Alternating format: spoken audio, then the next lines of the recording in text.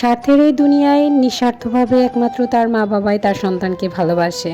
যাদের মা বাবা আছে তারা স্বর্গের রাজ্যে বসবাস করছে।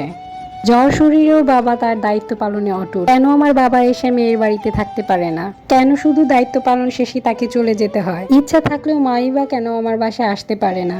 কিন্তু মেয়ে যা যা পছন্দ করে তা তো পাঠাতেই হবে। গাছের কাঁঠাল, কচু শাক। মা তো জানে তার মেয়ে কতটা পছন্দ করে বাটিতে করে কচু শাক খেতে।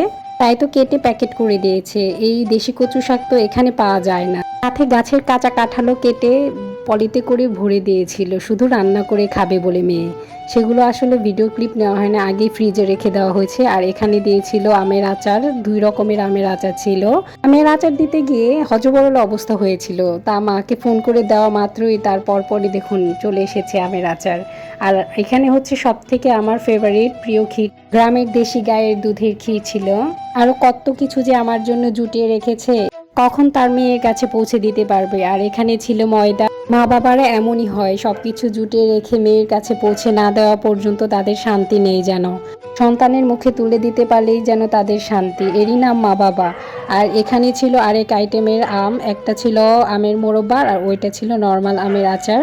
আর 2টি পাকা কাঁঠাল দিয়েছিল। আমার বাবা কেনই বা আমার বাসায় এসে থাকতে পারে না, আর আমার মাই বা কেন আসতে পারে না, সে সম্পর্কে নেক্সট কোনো একদিন আপনাদের শেয়ার করব। যে কোনো ধরনের তরকারি আমার অনেক পছন্দ। আর কাঁঠালটা এত বড় ছিল তাই হাত দিয়ে মেপে দেখছিলাম। আমাদের গাছের পাকা আম, এগুলা কিন্তু গাছ থেকে পেড়ে নেওয়া হয়নি। এগুলো যখন গাছ থেকে একটা একটা করে টুকটুক করে পড়েছে, সেগুলোই আমার মা কালেক্ট করে রেখেছে তার মেয়ের জন্য, কখন পাঠাবে এবং কখন তার মেয়ে খাবে। এই সবগুলোই গ্রামের পিওর এবং ফ্রেশ আইটেম ছিল।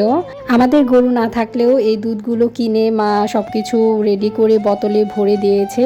আর আমার সুবিধার্থে আমি যাতে করে একটা একটা করে বের করে খেতে পারি।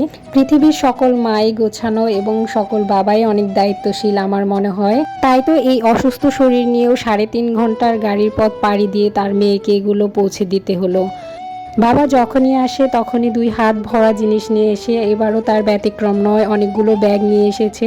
আর এই ব্যাগে ছিল হচ্ছে বিস্কিট আর হচ্ছে কাগজি লেবু। কাগজি লেবুর সাথে অন্য লেবুর তুলনা হয় না। মা যদি ঘর হয়, বাবা সেই ঘরের ছাউনি, আর আমরা হচ্ছে সেই ঘরেরই আসবাবপত্র, যাদেরকে সাজিয়ে গুছিয়ে সুন্দর করে পরিপাটি করে রাখে তারা।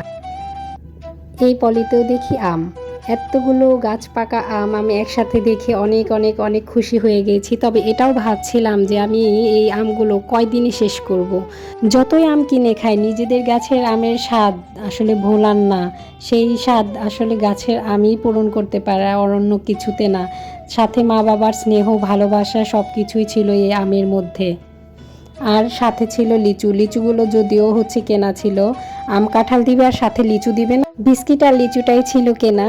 কারণ হচ্ছে আমি অনেক লিচু পছন্দ করি। আমাদের লিচু গাছও ছিল, তবে একবারের বন্যায় সেই লিচু গাছটা আসলে মরে যায়। বাবা হচ্ছে বৃক্ষপ্রেমী, বাবা সব ধরনের গাছ লাগাতেই পছন্দ করেন। আমি তো একসাথে এতগুলো প্রিয় জিনিস দেখে অনেক খুশি হয়ে গিয়েছি, কিন্তু আমার বাবার তো অনেক কষ্ট হয়েছে এই অসুস্থ শরীরে। এই কাঁঠাল, এতগুলো ব্যাগ একসাথে নিয়ে ওই যে তারপরেও মেয়ে খেলেই তাদের মন ভরে যায়, তারা খুশি হয়, তারা আনন্দ পায়। আর এই কাঁঠালগুলো আনার পর একটা অনেক বেশি পাকা ছিল, তখনই পাকা কাঁঠালটা ভেঙে আমি কিছু খেয়ে নিয়েছি, কারণ আমার গালা কাঁঠাল অনেক বেশি পছন্দ। আর এই কাঁঠালগুলো সবগুলো তো আর খাওয়া সম্ভব নয়, বাকিগুলো ফ্রিজে তুলে সংরক্ষণ করে রেখে দিয়েছিলাম। শুধু আজকেই নয়, যে দিনে যেটা বাবা সব সময় হাত ভরে ভরে নিয়ে আসে, তবে সে থাকতে পারে না। মায়ের ইচ্ছা থাকলেও মেয়েকে দেখতে আসতে পারে না। হ্যাঁ, তোমাদের মেয়েও বড় হয়ে গেছে, সে অনেক কিছুই বুঝতে শিখেছে। সেও জানে যে তোমরা বায়না করলে আসতে পারবে না। রান্না বান্না শেষে চুলো বাঁধে, যেটা কিনা মা তুমি আগে করে দিতে। কত তাল বাহানা করতাম, এটা করব না, এখন করব না, তখন করব, কিন্তু তুমি সব পারতে। কিভাবে পারতে? সংসার সামলে সন্তানের এত অবাধ্যতা কিভাবে মেনে নিতে তুমি মা? এখন দূরে থাকি, তোমাদের অনেক মিস করি, কিন্তু মন চাইলেও ছুটে চলে যেতে পারি না তোমাদের কাছে। তোমাদের কথা মনে পড়লেই চোখের কোণায় যেন নিজের অজান্তে এক ফোঁটা জল জমে মা। ইচ্ছে করে ছুটতে চলে যাই তোমাদের কাছে, কিন্তু তার কি আর উপায় আছে? আমারও যে একটা ছোট্ট সংসার হয়েছে, আমিও তোমার মতো সংসারী হতে চাই মা। শুধু তোমরা আমার পাশে থেকেও এইভাবেই। দূরে আছি, যখনই মা বাবার কথা ভাবি তখনই চোখের জল চলে আসে। প্লিজ আপনারা ভাববেন না সিম্প্যাথি পাওয়ার জন্য এমনটা। পৃথিবীর সকল মা বাবাই ভালো থাকুক, সবাই আমার মা বাবার জন্য দোয়া করবে। আপনারাও সবাই সুস্থ থাকুন, ভালো থাকুন।